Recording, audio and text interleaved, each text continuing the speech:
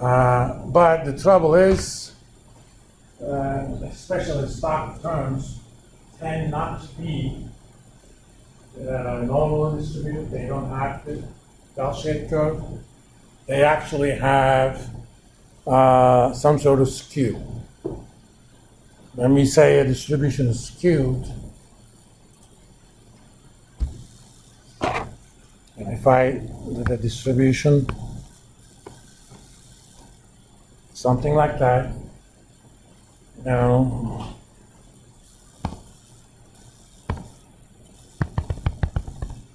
that being the mean, it's kind of like symmetry around that mean, right? But if a distribution is skewed or left skewed,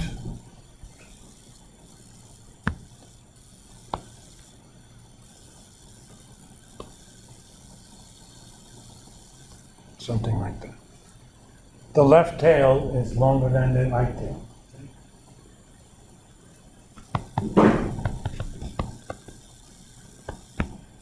I didn't necessarily do a good job, but as I often joke,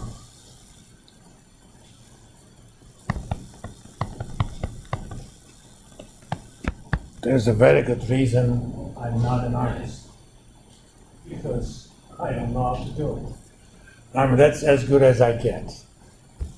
And right skewed,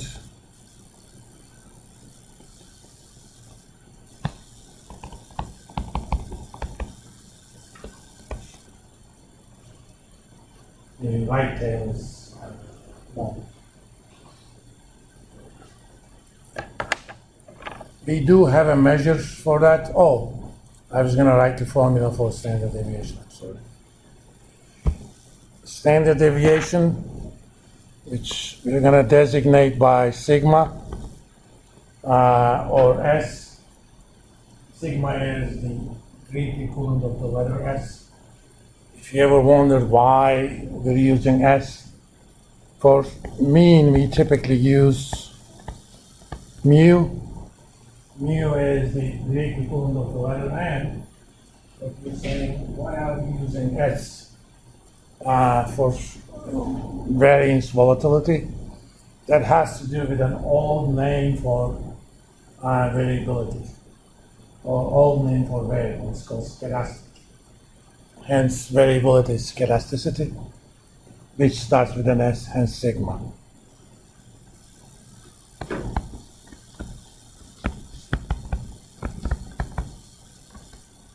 If you have returns from R1 to Rn, sigma is the following. Square root of sum all of them from 1 to n, return minus the mean, square that, divide the whole thing by n minus 1, then take the square root. It's a whole number. The number in the inside the square root is also called variance. You're basically calculating roughly the average square deviations from the mean, and you take the square root of that. The reason this is common because it's the natural measure of variability for data that is normally distributed. And it was Carl Friedrich Gauss who came up with that distribution. Gauss was bigger than Laplace, so this was it. Gauss said this was our measure. In late 18th, early 19th century, no, late 17th, early 19th century, you did not argue with Gauss. He was the equivalent of Newton in mathematics. Newton was anybody that actually looked at it in the wrong way, he finished their careers. He was a very vindictive man. The trouble is, there's no natural interpretation to it, and it's also not robust. Have a look at it. If there's an outlier, the effect of that is going to be almost by a square, even though we take back the square root. Let's put an outlier, as we do. Just changing one number to 112. That thing went up by almost 60%. And it's a measure of risk. There is a more natural number, it's called mean absolute deviation.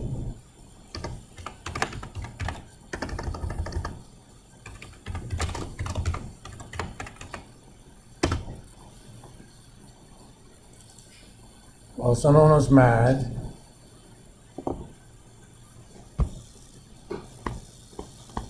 MAD is at least a natural interpretation. Take all of those returns, calculate the absolute deviation, whether it's a negative or positive, doesn't matter, and divide by n minus 1. The reason we do by n minus 1, all those deviations actually add up to 0. So we're losing a degrees of freedom. But when you got 1,500 data points, it makes too much difference.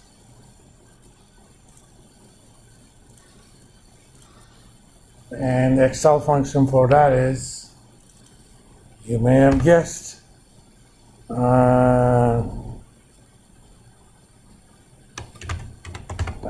average deviation.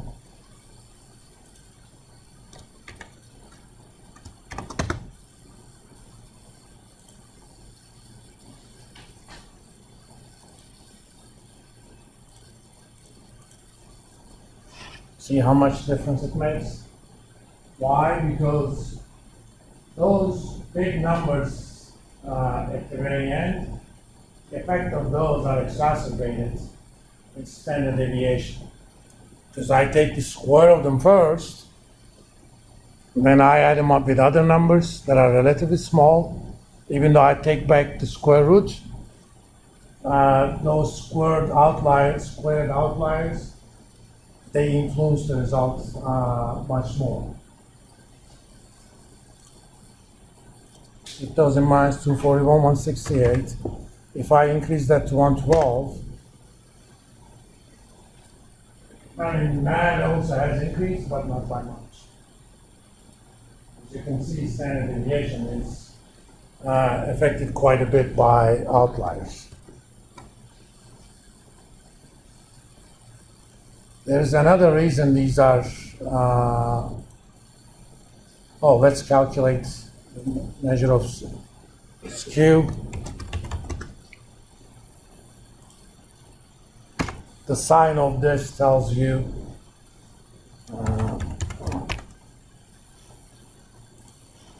the direction of the skew. So it's negative. This is a unit-free number. And here's what that skew number is.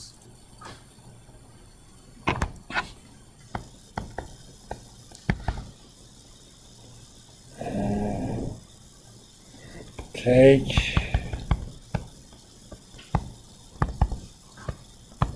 the deviations, cube them, divide it by n minus 1, then divide it by sigma cubed.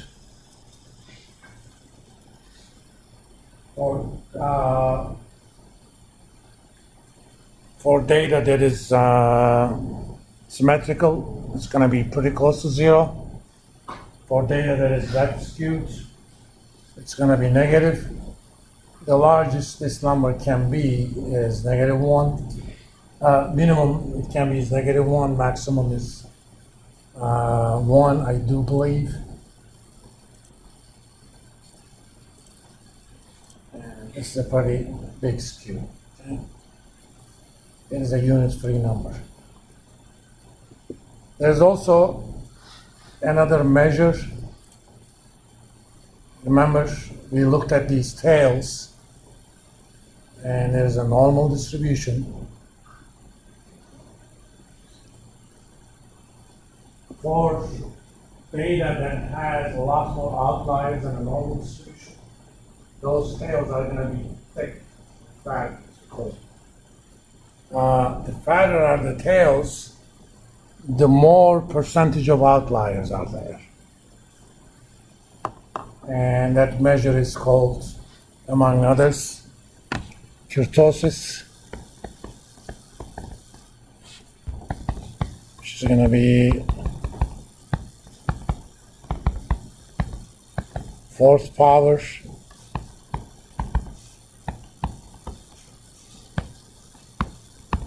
minus 3.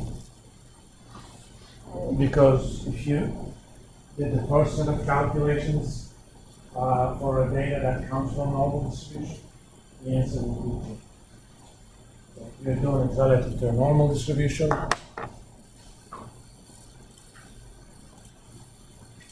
and the name of the function is Kurt.